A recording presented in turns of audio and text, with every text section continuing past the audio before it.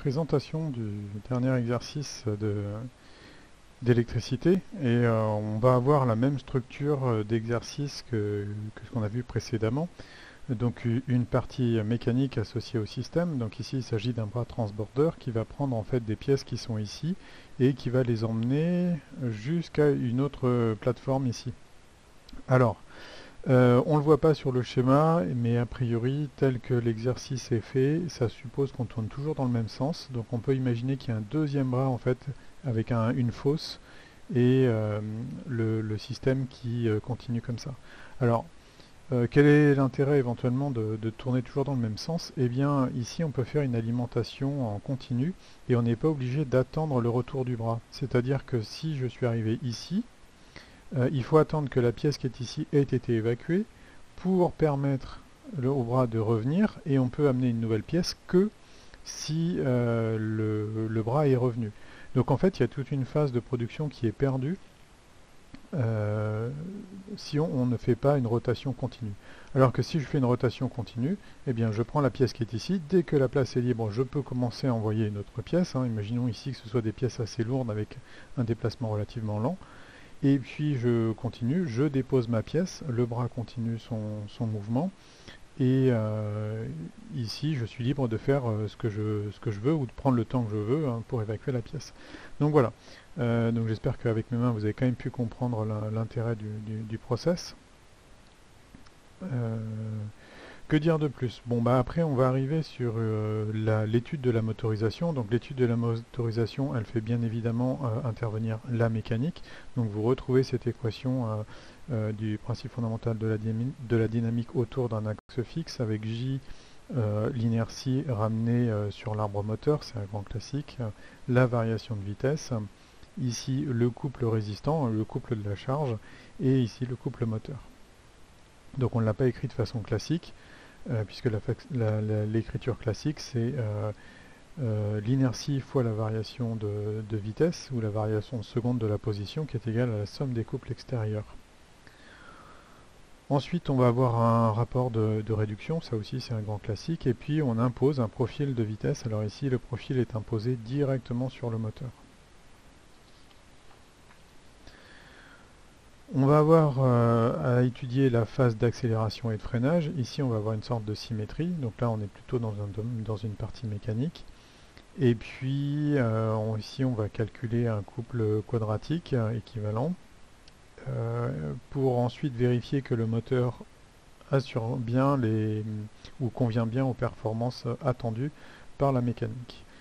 Et donc une fois que c'est fait, on va transiter vers maintenant le mode de pilotage de ce moteur. Et donc ici on a le hacheur.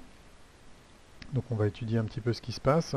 Et là encore on va avoir une étude classique assez similaire à ce que vous avez vu précédemment, c'est-à-dire le dimensionnement de l'inductance de lissage. Donc le dimensionnement de l'inductance de lissage va nous faire retravailler sur la tension borne du moteur, le lissage, du courant au travers d'une ondulation de courant qu'on demande à calculer. Et ensuite, on va étudier plus spécifiquement les courants dans les interrupteurs avec un graphique à répondre. Alors d'abord avant les phases de fonctionnement, et puis après, une fois qu'on a tracé le circuit des courants, et bien le détail dans chaque interrupteur. Donc voilà pour cet exercice et sa présentation. Je suis toujours limité au quart d'heure de YouTube et on va pouvoir attaquer la première question. Donc déjà une hypothèse qui se défend, c'est que on prend la valeur absolue du cosinus qui vaut 1 quand on est sur les premières phases de démarrage ici. Donc on va voir que dans les premières phases de démarrage, eh bien l'angle n'est pas très important et on peut quand même considérer que ça n'a pas beaucoup d'incidence sur le fonctionnement du moteur. Au contraire même, ça va nous pénaliser un petit peu cette hypothèse, puisque ça va revenir à majorer le couple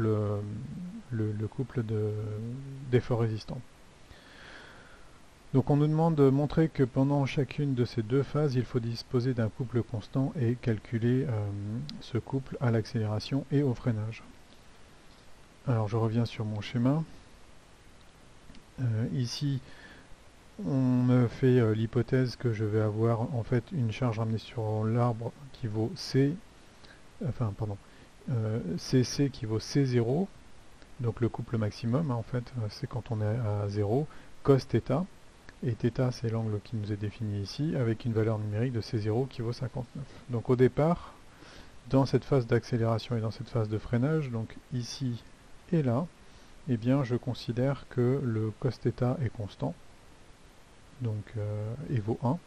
Donc je vais avoir CC qui est égal à C0 cos θ, et par hypothèse, en fait, je vais avoir CC égale C0 quand T appartient à ici 0 T1 et quand T appartient à T2 T3. Alors attention, T2, je sais plus, c'est un temps absolu, hein. Si c'était pas un temps absolu, il faudrait que je fasse T1 plus T3. Mais sur le graphique, bon, il faudra vérifier, on voit T1 égale 1 seconde et ici on a T2 et la phase de freinage. Donc je sais que le couple est constant. Qu'est-ce que je sais d'autre? Eh bien je sais que ici j'ai ma variation de vitesse qui est linéaire, hein. Je pourrais écrire mon oméga de la forme AT, et donc mon D de oméga sur dt, il va être égal à une valeur A qui est égale à une constante. En fait, cette constante, elle est facile à calculer, puisque pour t qui vaut 1 seconde, eh bien j'obtiens 50 pi. Donc ici, tout simplement, je vais avoir 50 pi pour ma constante. Bon, j'espère pas besoin d'avoir détaillé plus que ça le calcul. La phase de freinage est identique. Donc dans la phase de freinage, qu'est-ce qui va se passer? Attention, je suis passé ici à un θ supérieur à 90, ça veut donc dire que le cos est négatif. Et donc si le cos est négatif, je vais avoir ici une charge CC qui vaudra moins C0 et qui va s'additionner ici à une décélération. Donc la décélération va avoir va avoir une pente ici qui est symétrique. Cette pente va être symétrique à celle-là par rapport à l'axe des x. Donc si la pente ici vaut 50 pi, ici je vais avoir moins 50 pi. Donc en fait, j'ai plus qu'à utiliser l'expression qui est ici, hein, le couple moteur. Donc le Cm, qui vaut tout simplement JD de oméga de t sur dt plus Cc. Donc on avait dit 2K, hein, au démarrage. Dans ce cas-là, j'ai d de oméga sur dt qui est égal à 50 pi, et c qui est égal à c0 qui vaut 59 radians par seconde. Donc à partir de là, il n'y a plus qu'à remplacer,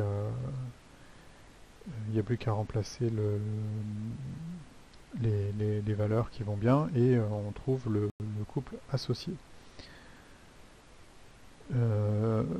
Donc par contre, dernier point à traiter, c'est alors comment je vais le dire, phase 3, hein. Donc ça c'est démarrage, phase 1. Donc phase 3, c'est le freinage.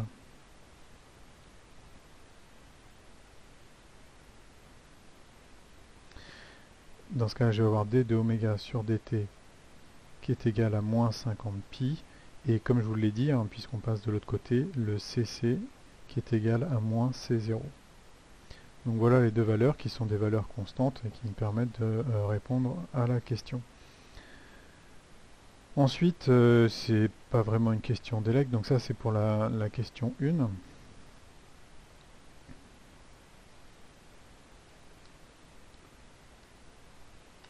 Alors je vous laisserai faire les valeurs, hein, l'application numérique, je reprendrai ça après. Donc question 2. Eh bien, il s'agit tout simplement d'intégrer les lois horaires, mais attention, il y a un petit piège, c'est qu'ici on a un rapport de réduction qui vaut 150, enfin ou 1 150e. Donc si j'intègre la position qui est ici, je vais devoir tenir compte de ce rapport de réduction. Donc au bout d'une seconde, quelle est ma position? eh bien ici je vais avoir θ de t qui est égal à l'intégrale de oméga de t de 0 à t1 dt. Oméga est constant, hein, donc c'est l'intégrale ici de 0 à 1 de 50 pi, 50 j'ai dit, dt. Pardon, hop.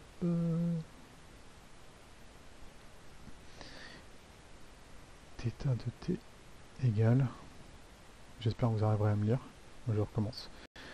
θ de t égale l'intégrale de 0 à 1, puisque je pars de 0 pour aller à 1 seconde, et l'évolution de ma vitesse de rotation, on avait dit que c'était 50 pi fois t, hein, ma vitesse dépend bien du temps, dt.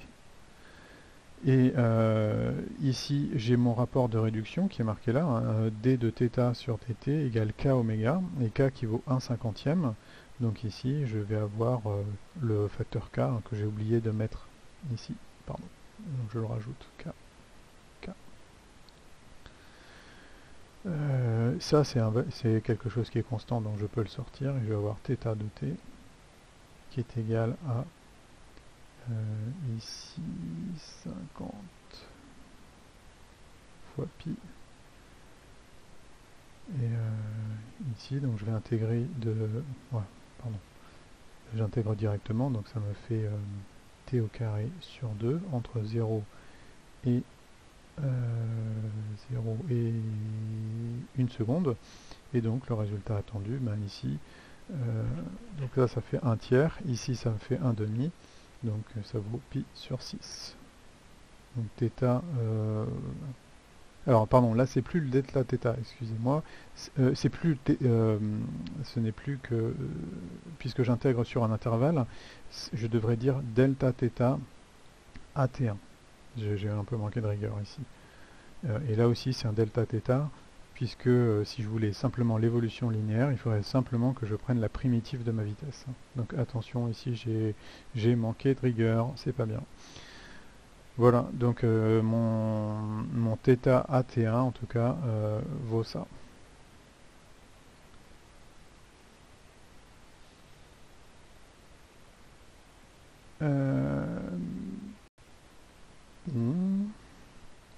Eh bien, ça nous permet de traiter la question 2, et puis, alors, donc c'est la phase d'accélération. On va avoir un profil qui est symétrique, hein, donc ça veut dire que pour T2, enfin où je vais commencer à freiner, quand je serai rendu à pi moins θ1. C'est la suite de la question. Bon, je m'arrête là pour respecter les consignes de temps, et on se retrouve pour la suite. Bon courage à tous.